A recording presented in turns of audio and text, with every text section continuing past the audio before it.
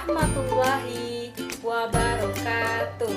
Selamat pagi, pagi, pagi. Bagaimana kabar anak ibu hari ini? Semoga dalam keadaan sehat walafiat, tidak kurang suatu apapun. Dan jangan lupa tetap jaga kesehatan, selalu memakai masker, dan jaga jarak. Nah, ada yang tidak hadir hari ini? Oh, ada semua. Bagus. Nah, sebelum kita mulai pembelajaran hari ini, marilah kita berdoa terlebih dahulu. Berdoa mulai. Berdoa selesai. Nah, hari ini kita akan belajar tentang materi tema 1, yaitu indahnya kebersamaan, di subtema 2, kebersamaan dalam keberagaman, dan pembelajaran 1. Adapun tujuan pembelajaran kita hari ini yaitu, nah, sebelumnya anak ibu sudah banyak belajar tentang keragaman dalam budaya Indonesia. Sekarang anak ibu akan belajar tentang menjalin kerjasama dalam keberagaman agama. Sekarang ayo membaca. Bukalah buku paket anak ibu halaman 75 sampai 76. Lalu bacalah bacaan yang berjudul Bekerja Sama dalam Keberagaman. Bacaannya seperti ini. Nah, lalu tentukan gagasan pokok dan gagasan pendukungnya pada setiap paragrafnya. Oh iya, masih ingatkah anak ibu gagasan pokok dan gagasan pendukung? Iya, benar sekali. Gagasan pokok adalah ide utama yang dibahas dalam bacaan. Lain, gagasan pokok yaitu ide pokok, gagasan utama, pikiran utama, pikiran pokok, dan pokok pikiran. Nama lain gagasan pendukung yaitu kalimat pengembang atau kalimat yang menjelaskan gagasan pokok. Cara menentukan gagasan pokok dan gagasan pendukung, yang pertama, bacalah bacaan dengan seksama.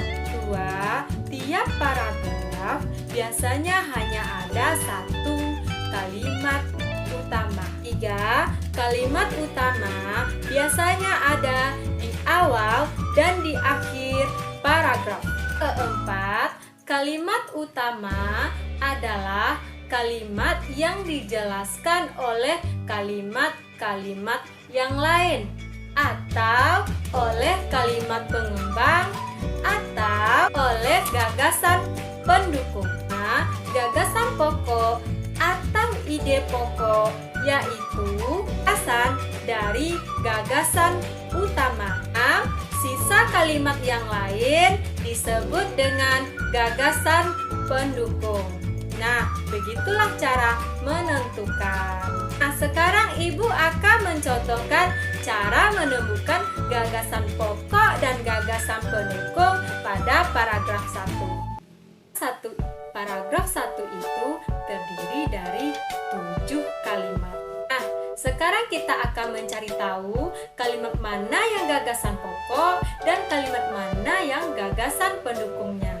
Disimak ya anak-anak ibu. Pertama, Edo dan kelima temannya mendapatkan tugas untuk melakukan percobaan tentang bunyi. Jadi mereka mendapatkan tugas untuk melakukan percobaan tentang bunyi. Lalu kalimat yang kedua, itu dijelaskan mereka akan berkumpul di rumah Edo sepulang sekolah. Kalimat ketiga, mereka menyiapkan peralatannya. Kalimat keempat, diuraikan Lani, Siti membawa kaleng. Udin dan Beni membawa benang kasur. Keenam, mereka mengerjakan di halaman depan rumah dan mereka siap melakukan percobaan. Dari kalimat ini kita tahu bahwa kalimat nomor 2 sampai nomor 7 ini menjelaskan tentang kalimat utama, yaitu tugas untuk melakukan percobaan tentang bunyi. Jadi, kalimat utama itu adalah gagasan pokok. Kedua sampai kalimat ketujuh itu adalah gagasan pendukungnya. Sudah mengerti anak-anak ibu? Sekarang kerjakan tugasnya lagi. Allah menciptakan organ tubuh kita dengan bentuk yang sempurna. Salah satunya adalah indera pendengaran. Dan menggunakan indera pendengaran ini, kita bisa mendengarkan berbagai macam suara seperti kicauan burung, suara air mengalir, dan musik. Saja bagian dari fungsi indera pendengaran, juga bagaimana indera pendengaran kita bisa mendengar, dan juga bagaimana telinga kita dapat mendengar. Yuk, kita simak penjelasan berikut ini. Mempunyai 3 bagian, yaitu telinga luar, telinga tengah, dan telinga dalam. Daun telinga akan menangkap suara dari luar, kemudian menyalurkan ke telinga di dalam. Saluran telinga terdapat rambut-rambut halus dan cairan telinga. Cairan telinga dan rambut halus tersebut berfungsi untuk melindungi telinga dari benda asing. Lapisan membran timpani memisahkan telinga luar dengan telinga tengah. Gelombang suara yang masuk membuat membran timpani bergetar dan disalurkan getarannya oleh malleolus, incus, dan stapes, sehingga getaran tersebut bisa sampai ke telinga dalam. Pada telinga tengah terdapat tuba eustasii, membuka dan menutup, yang fungsinya untuk mengatur tekanan udara pada telinga luar dengan telinga yang bagian dalam. Telinga dalam terdiri dari tulang-tulang dan struktur membran yang dilindungi oleh cairan. Terdapat kanal semisirkular yang berfungsi untuk mengatur keseimbangan tubuh. Koklea mempunyai bentuk seperti rumah siput yang berisi cairan dan terdapat organ of Corti di dalamnya. Organ of Corti ini mengantarkan getaran yang diterima menuju ke saraf pendengaran sehingga kita bisa mendengar suara. Gema bunyi yang berasal dari tempat ibadah dapat pula kita dengarkan. Anak ibu, bahwa negeri kita Indonesia atau Negara Kesatuan Republik Indonesia terdiri atas berbagai macam suku bangsa, budaya, dan agama. Iya, benar sekali anak ibu. Tak, anak ibu masih ingat. Di antara kita ada yang berbeda suku bangsa, beda budaya, dan agamanya. Kita harus tetap menjaga kebersamaan kita agar kita bisa merasakan indahnya kebersamaan. Ingatkah anak ibu macam-macam agama di Indonesia? Iya, benar sekali. Islam, kemudian Hindu, yang berikutnya Buddha, lalu Kristen, kemudian Katolik, dan yang terakhir adalah Konghucu. Wah, anak ibu memang hebat. Ternyata anak-anak ibu masih ingat macam-macam agama di Indonesia. Untuk selanjutnya, perbedaan agama jangan sampai menjadi penghalang untuk tetap menjaga persatuan dan kesatuan negara kita.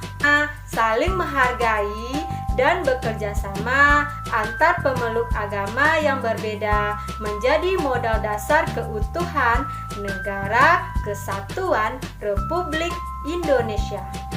Sekarang, alhamdulillah, anak ibu sudah paham tentang pembelajaran kita hari ini. Ayo, siapa yang bisa menyimpulkan? Iya, benar sekali.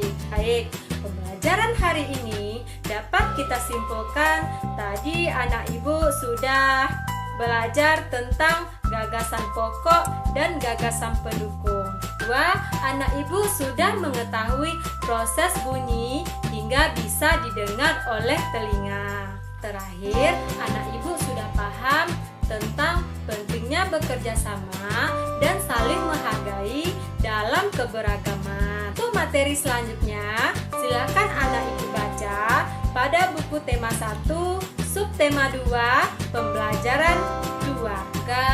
Dengan pembelajaran hari ini, anak-anak ibu ilmunya bertambah dan bermanfaat bagi diri anak ibu maupun orang lain yang ada di sekitar anak ibu. Itulah pembelajaran kita hari ini. Marilah kita akhiri dengan mengucapkan Alhamdulillahirabbil alamin. Ibu akhiri, wassalamualaikum